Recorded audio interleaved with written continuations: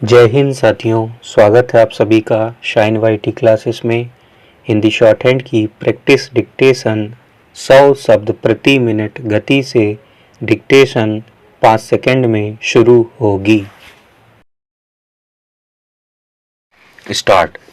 अभी हाल में भारतीय अंतरिक्ष अनुसंधान संगठन इसरो ने 2 उपग्रहों को अंतरिक्ष में परस्पर जोड़कर एक उपग्रह बनाने का कारनामा कर दिखाया है। विराम। इसरो ने पहले पृथ्वी की कक्षा में 2 उपग्रहों को सफलतापूर्वक स्थापित किया, फिर दोनों को आपस में जोड़ दिया। विराम। इसे वैज्ञानिक भाषा में स्पेस डकिंग एक्सपेरिमेंट स्पेडेक्स कहा जाता है और ऐसी क्षमता हासिल करने वाला भारत दुनिया का चौथा देश बन गया है। विराम। भारत से पहले अमेरिका, रूस और चीन इस कारनामे को अंजाम दे चुके हैं। विराम।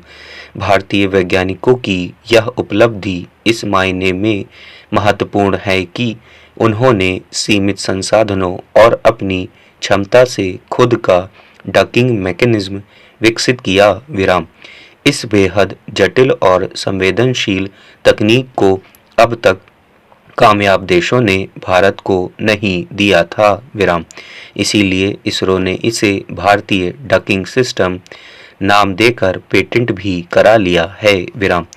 भारतीय वैज्ञानिकों ने न केवल उपग्रहों को जोड़कर एक बनाया बल्कि उन्हें वापस अलग भी किया। विराम। यह तकनीक बहुत काम की है क्योंकि भविष्य में भारत को अपना अंतरिक्ष केंद्र बनाना है और अंतरिक्ष केंद्र बनाते समय एक उपग्रह को दूसरे से जोड़ने की कला में माहिर होना सबसे जरूरी है, क्योंकि अंतरिक्ष में कोई भी निर्माण एक झटके में पूरा नहीं होगा, बल्कि अंतरिक्ष केंद्र हेतु वांछित सामग्री बार बार ले जाने की जरूरत पड़ेगी। विराम। अगर एक बड़े उपग्रह को अंतरिक्ष कक्षा में स्थापित करना मुश्किल हो तो छोटे छोटे उपग्रह जोड़कर बड़ा उपग्रह तैयार किया जा सकता है। विराम। इस सफलता ने इसरो की नवाचार क्षमता और घरेलू रूप से उन्नत तकनीकों को विकसित करने की योग्यता को प्रदर्शित किया है, जिससे बाहरी समर्थन पर निर्भरता कम हुई है। विराम। जब भारत इस तकनीक में माहिर हो जाएगा तो अंतरिक्ष में किसी भी पुराने पड़ते उपग्रह को फिर से रिचार्ज या दुरुस्त किया जा सकेगा। विराम। तब भारत की अंतरिक्ष में सफाई अभियान में भी महत्वपूर्ण भूमिका होगी, जिसके बारे में अमेरिका, रूस तथा चीन ज़्यादा नहीं सोचते। विराम। इस तकनीक में महारत हासिल करने से भारत संभावित रूप से अंतर्राष्ट्रीय परियोजनाओं जैसे कि लूनर गेटवे या अन्य सहयोगात्मक अंतरिक्ष स्टेशन प्रयासों में एक प्रमुख साझीदार बन सकता है। विराम। इस प्रकार इस मिशन की कामयाबी से चंद्रयान 4, गगनयान और भारतीय अंतरिक्ष स्टेशन जैसे मिशनों की राह आसान हुई है। विराम। चंद्रयान 4 मिशन में चंद्रमा की मिट्टी के नमूने पृथ्वी पर लाए जाएंगे, वहीं गगनयान मिशन में इंसान को अंतरिक्ष में भेजा जाएगा। विराम। इसरो के लिए इस मिशन का सफल होना बहुत जरूरी था, क्योंकि इसका उपयोग उपग्रहों की सर्विसिंग, अंतरिक्ष स्टेशन संचालन और ग्रहों के बीच आपस में चल रहे मिशनों में खूब होता है। विराम। भारत की यह सफलता अंतरिक्ष में छिपे कई रहस्यों और जानकारियों के उद्घाटन में बहुत काम आएगी। विराम। तकनीकी दक्षता के साथ साथ इस मिशन के जरिए भारत वैश्विक व्यावसायिक अंतरिक्ष बाजार में अपनी जगह सुनिश्चित कर रहा है। विराम। 2030 तक यह बाजार 1 लाख करोड़ डॉलर का हो सकता है। फिलहाल इसमें भारत की हिस्सेदारी सिर्फ 8 अरब डॉलर की है। सरकार का लक्ष्य 2040 तक इसे बढ़ाकर 44 अरब डॉलर करना है। विराम। इस लक्ष्य को ध्यान में रखते हुए ही सरकार ने श्रीहरिकोटा में तीसरे लॉन्च पैड के निर्माण को मंजूरी दी है। विराम। फिलहाल यहाँ 2 लॉन्च पैड मौजूद हैं। विराम।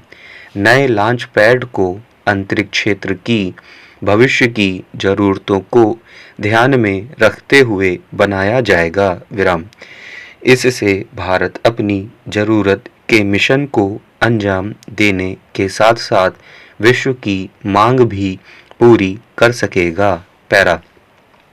सरकार के अनुसार भारत अंतरिक्ष में वर्ष 2035 तक भारतीय अंतरिक्ष स्टेशन के नाम से अपना अंतरिक्ष केंद्र स्थापित करेगा। विराम। भारतीय अंतरिक्ष नीति 2023 की शुरुआत के साथ ही अंतरिक्ष क्षेत्र के लिए 100% प्रत्यक्ष विदेशी निवेश की अनुमति प्रदान करने से नए उद्यमियों को काफी प्रोत्साहन मिला है। विराम। इस समय अंतरिक्ष क्षेत्र सार्वजनिक और निजी भागीदारी की बदौलत तेजी से विकास कर रहा है। विराम। अभी करीब 300 स्टार्टअप अंतरिक्ष अर्थव्यवस्था में योगदान दे रहे हैं। विराम। भारत ने अंतरिक्ष स्टार्टअप वेंचर फंड के लिए 1000 करोड़ रुपए निर्धारित किए हैं। विराम। इसरो के अध्यक्ष के अनुसार भारत का लक्ष्य अगले 10 वर्षों में वैश्विक अंतरिक्ष अर्थव्यवस्था में अपने योगदान को 2% से बढ़ाकर 10% करने का है। विराम। भारत अपनी आयात निर्भरता को कम करने की दिशा में भी काम कर रहा है। विराम। अंतरिक्ष क्षेत्र में भारत की उपलब्धियों पर गौर करें तो इनमें मुख्य रूप से चंद्रयान मिशन के तहत चंद्रयान 1 2008 भारत का पहला चंद्र मिशन था जिसने चंद्रमा पर पानी के अणुओं की खोज की। विराम। भारत का पहला मंगल मिशन मंगलयान 2014 को पहली ही कोशिश में सफलतापूर्वक अंजाम दिया गया। विराम।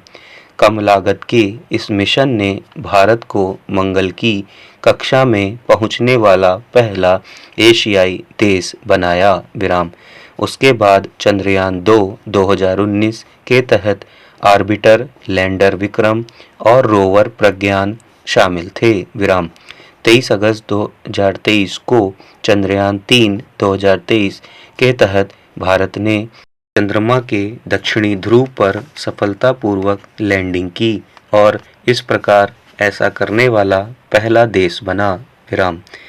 इस ऐतिहासिक उपलब्धि की याद में देश ने प्रतिवर्ष 23 अगस्त को राष्ट्रीय अंतरिक्ष दिवस के रूप में बनाने की घोषणा की। विराम।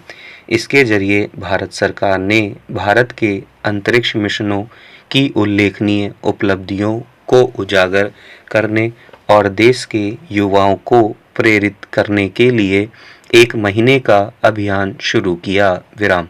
इसका विषय था चांद को छूते हुए जीवन को छूना, भारत की अंतरिक्ष गाथा। विराम।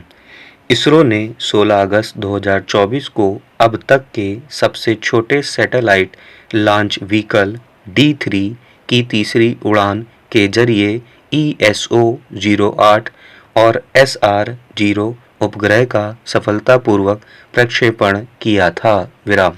ये उपग्रह निगरानी, आपदा निगरानी, आग का पता लगाने, ज्वालामुखी गतिविधियों, औद्योगिक और बिजली संयंत्र आपदाओं जैसी घटनाओं से निपटने के लिए पूर्व जानकारी प्रदान करेंगे। विराम। इसके अलावा भारत ने सस्ती और विश्वसनीय प्रक्षेपण तकनीकों में महारत हासिल की है। विराम। एक ही मिशन में 104 उपग्रहों को प्रक्षेपित करके विश्व कीर्तिमान बनाया। विराम। अभी गगनयान मिशन भारत का एक महत्वाकांक्षी मानव अंतरिक्ष उड़ान कार्यक्रम पाइपलाइन में है जिसकी 2025 के आसपास प्रक्षेपित होने की योजना है। विराम।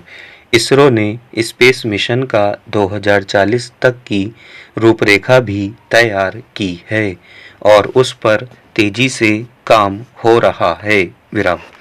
यहाँ यह भी उल्लेखनीय है कि भारत के अंतरिक्ष कार्यक्रमों ने जहाँ रूस, अमेरिका और यूरोपीय संघ के साथ कई संयुक्त मिशनों में सहयोग किया है, तो दूसरी ओर सार्क और विकासशील देशों को उपग्रह प्रक्षेपण और अंतरिक्ष प्रौद्योगिकी में भी मदद की। स्टॉप।